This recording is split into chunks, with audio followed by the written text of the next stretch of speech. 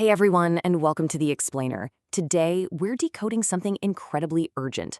Why the traditional college degree is flat out failing so many people right now, and how mastering a startup mindset is really becoming your ultimate career survival guide.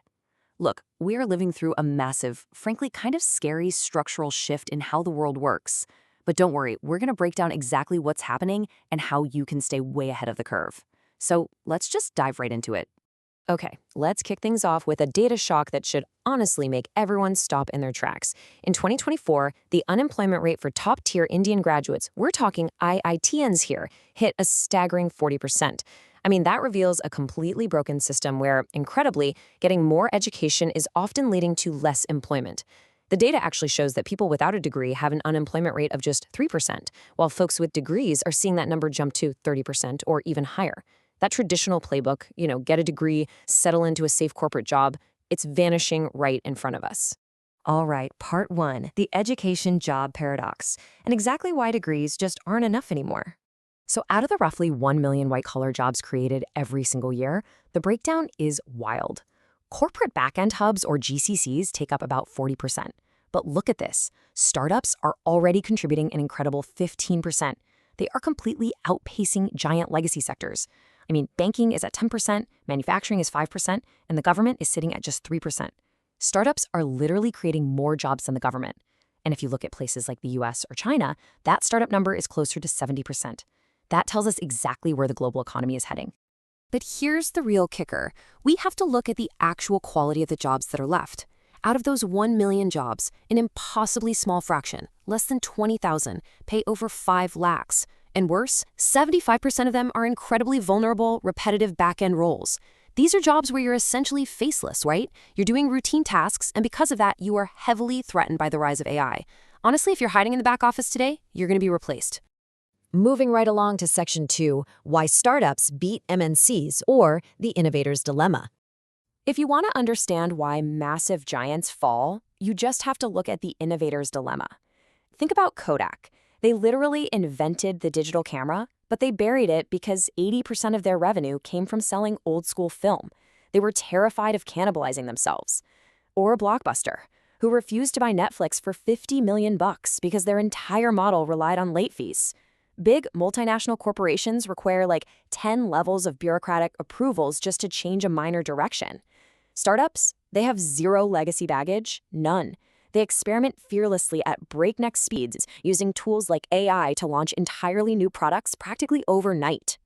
And because of that insane speed and agility, the entire economy is shifting. We are rapidly moving from an era of 10 massive conglomerates hiring thousands of people, the old 10 by 1,000 model, to a future of 1,000 micro-startups employing highly capable cross-functional teams of 10. In a team of 10, you can't hide. You absolutely have to take extreme ownership. You have to talk directly to customers, and you have to leverage AI to do the work of 100 people. Which brings us to Section 3, the Silicon Valley Blueprint and India's next era. To really survive and thrive in this shift, we need to look at history. This timeline is the perfect example of a true Silicon Valley moment. Back in the 1930s, California was basically just fruit farms and nice weather. Then a Stanford professor named Frederick Terman got sick, decided to stay in California, and got super frustrated that all his top engineering students were just leaving for East Coast corporate jobs. So he did something radical. He forced a cohort of 60 students to sign a waiver, promising they wouldn't take a corporate job for 5 years, and instead they had to build startups. 2 of those students were Bill Hewlett and David Packard. They started HP in a literal garage and boom, an entire ecosystem was born. And the ripple effect of that singular movement, it's mind-blowing. Today, Stanford alumni ventures generate enough economic value to rival the GDP of the 10th largest country on Earth. Think about that. Markets need this kind of catalyst, a moment where the smartest minds just decide to build something instead of simply asking for a job. So, how do we actually do this? Let's get into Section 4, the Startup Success Playbook and the 5 essential founder skills. If the future belongs to agile startups, how do we avoid the trap where 82% of first-time founders fail? Well, it's not about luck. It's about hard skills. Skill number 1, you absolutely must obsess over the problem, not the product.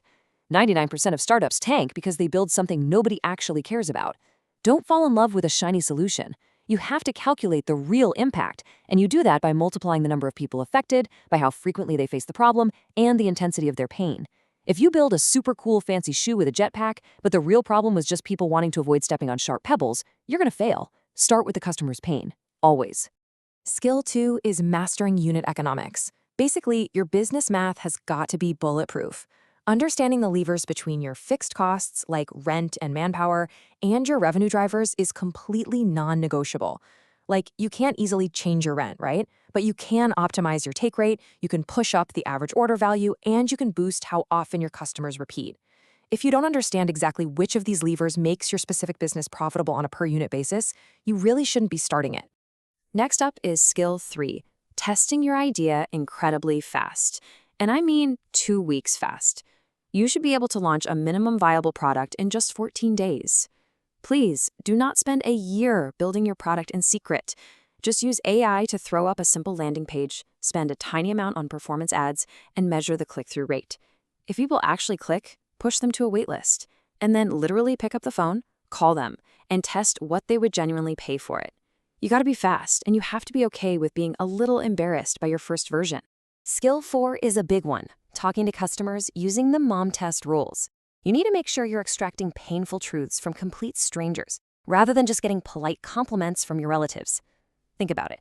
If you ask your mom or your uncle if your idea is good, they're going to say yes, just to be nice. Instead, never even mention your product. Ask them about how they've tried to solve the problem in the past. Talk way less, and just listen to where they are actually spending their money today. Finally, skill 5 is distribution. Honestly, it doesn't matter how amazing your product is if literally no one knows it exists. We live in an attention economy now. You must master the art of grabbing attention and authentically communicating your value. And that means finding the exact right combination of your channel, your message, and your tone. Whether you need a fast-paced, highly visual tone for Instagram or a deeper, much more practical tone for a podcast, you just have to figure out how to cut through the noise. And a vital piece of modern distribution right now is what we're calling artificial intelligence engine optimization, or AEO. Large language models and AI chatbots get their answers from real, authentic human conversations. So engaging honestly on channels like Reddit directly trains the AI models that people are using to search today. If you go on Reddit and sound like a corporate PR robot, you'll be completely ignored. But if you post authentically, the AI picks that up and suddenly you're the top recommendation when someone asks ChatGPT for a solution. It is literally the new SEO. Okay, bringing it all together with Section 5, the ultimate founder secret, figuring it out. As we wrap up this explainer, there's one final, incredibly liberating secret that every aspiring founder, and frankly, every professional out there, really needs to internalize.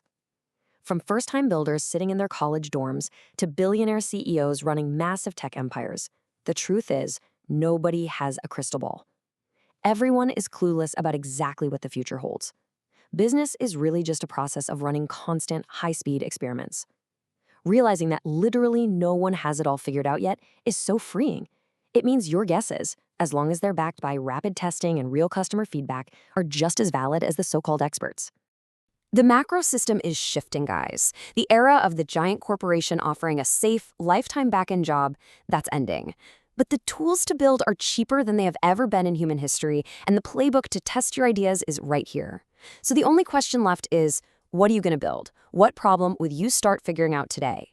Thanks so much for joining me for this explainer, and I'll catch you on the next one. Keep figuring it out.